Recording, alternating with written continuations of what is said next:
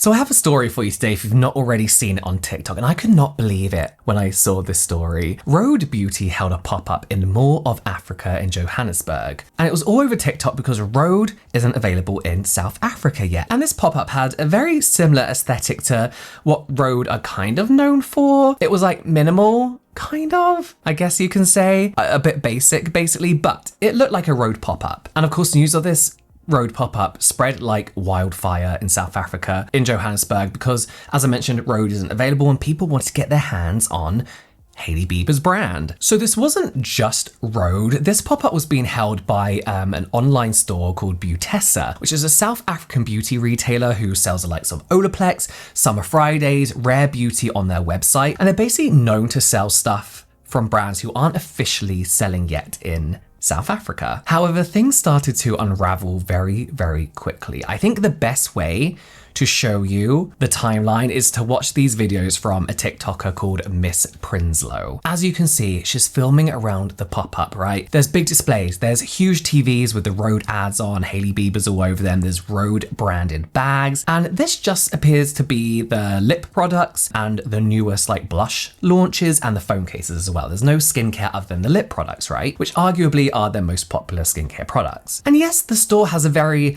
minimalist look, but it's not just minimalist. The more we look at it, the more it kind of just looks cheap and shit. And it's not minimalist, it's just basic and crap. This is what a Rhode pop-up should look like. These pictures are what a Rhode pop-up looks like. Huge budget, branding, products in customized branded shelving, not in acrylic storage or displays from like Amazon or whatever. So of course now the internet starts to get suspicious. So people were in this TikToker's comment section like, this is all fake, like you've been scammed. Rhode hasn't announced a pop-up event in any way whatsoever. And the user was kind of actually rightfully like, no, I don't think this is a Rhode pop-up event. I think these people are just resellers and they've opened like a store to resell their reselling. So of course Rhode isn't going to know, right? But other people on TikTok actually believed this to be a legit Rhode pop-up. They were taking pictures, they were posting about it all over TikTok, but some TikTokers were very suspicious, and they actually went to the store to check out the goods themselves. This video is from Bernice, who is an expert in parallel imports, which we'll talk a little bit more about in a minute, and counterfeits in the beauty industry, as well as the co-founder of greycheck.app, which is an app to help consumers spot counterfeit goods, also determining who are authorized sellers of these cosmetics, just making sure you are buying legitimate products, right? She headed to the alleged Rhode pop-up herself to check out the products, and she took some really pretty shocking photos of very cheaply like plastic wrapped products, which Rhode don't do. There were spelling mistakes on the packaging. She says that the place was dirty and smelled like smoke. In fact, there were actual burn marks on some of the products, and the packaging was just shit and destroyed and wrong. Like this was very, very clearly not real Rhode products. Now, in all fairness, to me as someone who has physically held these products, I can see that these are fake, but they aren't in South Africa yet. So the majority of people haven't actually physically seen these products, held these products, and I can see why they would be easily duped into thinking that these are real. Bernice on her Buy Me a Coffee blog mentioned that this has happened before and that there is actually a growing pattern of unauthorized retail practices in South Africa, with the core issue revolving around parallel imports, counterfeit goods, and misleading branding practices that exploits the consumer trust and industry loopholes. She mentions on her blog post as well that back in 2024, there was a huge controversy in South Africa over Sol de Janeiro products being sold at a place called Dishem, which is like a big pharmacy chain in South Africa, kind of like Boots here and I guess like CVS in America, where stock they were selling was alleged to be either counterfeit or grey market goods. So what are grey market goods? I've mentioned it a few times now. Grey market goods are genuine brand name products that are imported and sold outside of the brand's official distribution channels. These products are not counterfeit, but they are not authorized to be sold in specific countries or markets by the original manufacturer. Dishem falsely claimed partnerships with Sol de Janeiro and, by the sounds of it, Drunk Elephant as well. And despite threats of legal action,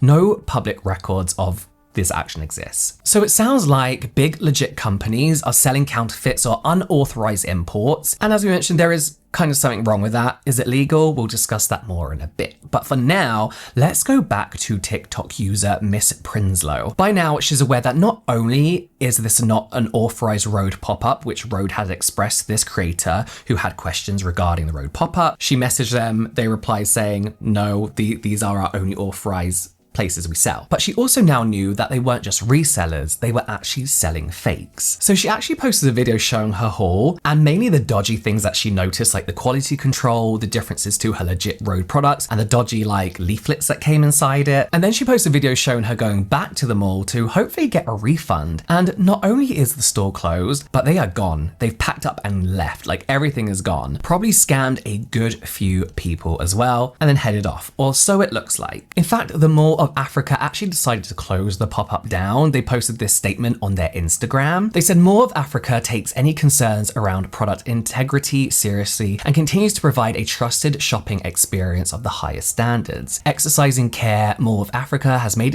a decision to close the Batista pop-up at Souk Mall of Africa. Mall of Africa apologizes for any inconvenience caused and remains committed to transparency and providing a positive shopping experience for all. So, is this illegal, what they did? Is it illegal? Well, yeah, selling fake counterfeit cosmetics in a mall is illegal in most countries, including South Africa, the US, the UK, and the EU. Counterfeit cosmetics violate multiple laws, of course, and regulations. Of course, we know this from fakes on like Temu, but including intellectual property rights, consumer protection laws, and health and safety regulations. But let's talk about the law in South Africa in particular, because this is where it happened. In South Africa, the Consumer Protection Act, the CPA, states that business cannot sell products that mislead consumers about their authenticity. The South African Health Products Regulatory Authority regulate this type of stuff, protecting consumers against fake cosmetics often containing unsafe or banned ingredients like lead,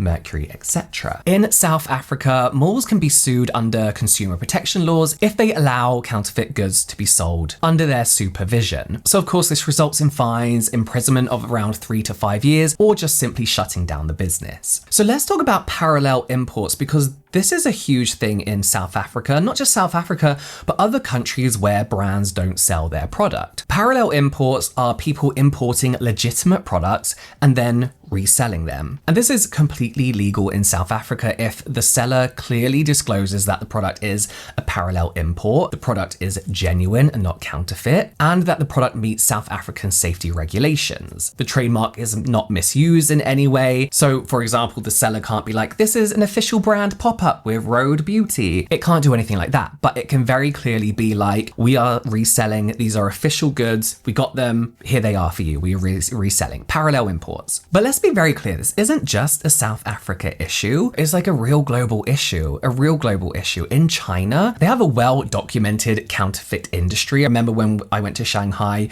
we were introduced to something that the locals we were teamed with called the fake market, and it was literally just a whole shopping center of fake goods. But this also includes entire fake Apple stores where even the employees thought they were working for the real company. In fact, Chinese authorities closed down 22 fake Apple stores. In places like Thailand and Indonesia, fake versions of international brands are often sold in unauthorized retail spaces, sometimes disguised as official stores. In Europe and North America, fake pop-ups and unauthorized sellers also exist, but they usually operate more online or through temporary in-person events as well, like these pop-ups. But high-end shopping centers in London and New York have also had cases where fake luxury brands somehow infiltrated the actual luxury shops. And in the US, pop-up selling counterfeit shoes, designer bags, and cosmetics occasionally appear, of course, often shutting down before any legal action can be taken. In the Middle East, Dubai and other major shopping hubs have strict counterfeit laws, but counterfeit goods still appear in unauthorized like kiosks or hidden markets, and tourists are of course often targeted by these fake luxury stores, particularly in areas known for its shopping tourism. So this isn't just a South Africa issue, this is just a very well documented example example of this goings on. One thing I was thinking through this whole thing was like, how did this fake Rhode pop-up even get through to be able to like rent out this space, you know? Surely Mall of Africa as a whole should be checking for these kind of things. And I've been involved in a fair few pop-ups in my time for brands I used to work for. They're all fashion ones to be fair, but I'm pretty sure it's the same type of process. You need written authorization from the official brand owner to confirm that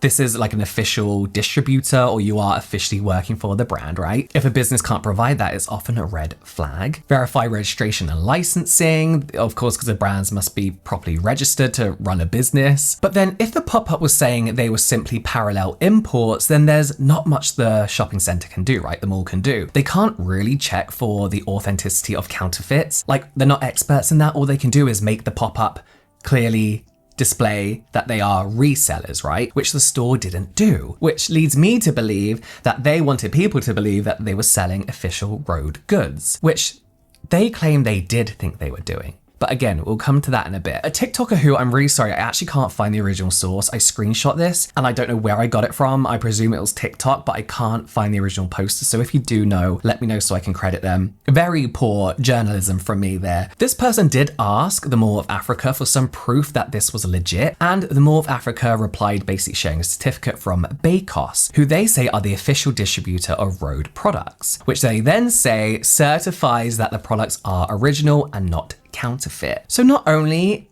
is a company called Bakos the official distributor of Rhode in any way whatsoever, and not only is this certificate extremely fake and very clearly done on Photoshop in a font that just wouldn't be used on a certificate, but it's signed by Bakos, like they're a person, instead of something like Richard Morgan, head of distribution for Bakos or whatever. It's just such a very, very clearly fake certificate. Now, Beautisa, the shop who ran the pop-up, are passing the blame. They actually released a statement on their Instagram, which only has one post, and it's this statement. It looks like they created this Instagram to post this statement. Bear in mind, they have a full website full of brands, as I mentioned earlier, like Olaplex, Rare Beauty. They say, to our valued customers and followers, we want to address the concerns surrounding the recent Rhode pop-up at Mall of Africa. To clarify, this event was organized by Beautisa, and we have never claimed that it was an official Rhode pop-up by Hailey Bieber. As parallel imports of Rhode, we sourced our products from a supplier in the US who assured us they were authentic and that we had proper distribution rights. However, given the concerns raised, we are currently conducting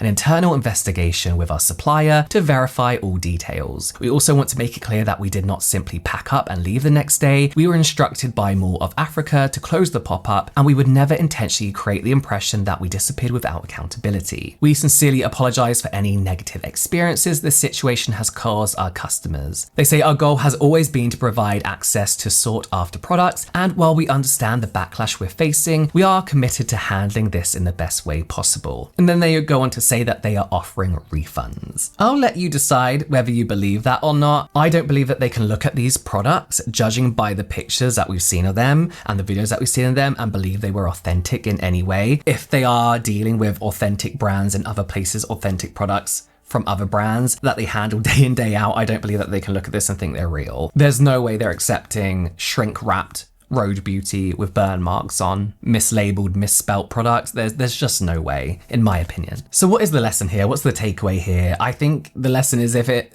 seems too good to be true, it probably is, you know, or if something seems a little bit out of place, it's probably best to check brand socials before buying anything from pop-ups. But I also just want to say, I don't know how the business works, but can brands just launch everywhere? Like, even if shipping has to be a bit more expensive, just do it. Like, people will pay the money for it. I don't know why brands don't drop worldwide to begin with. There's probably so much that goes into like distribution, all that kind of stuff. Like, Rhode's been around forever now. Just ship to South Africa. I don't know. Let me know what you think about all this mess in the comments down below, and I will see you next time.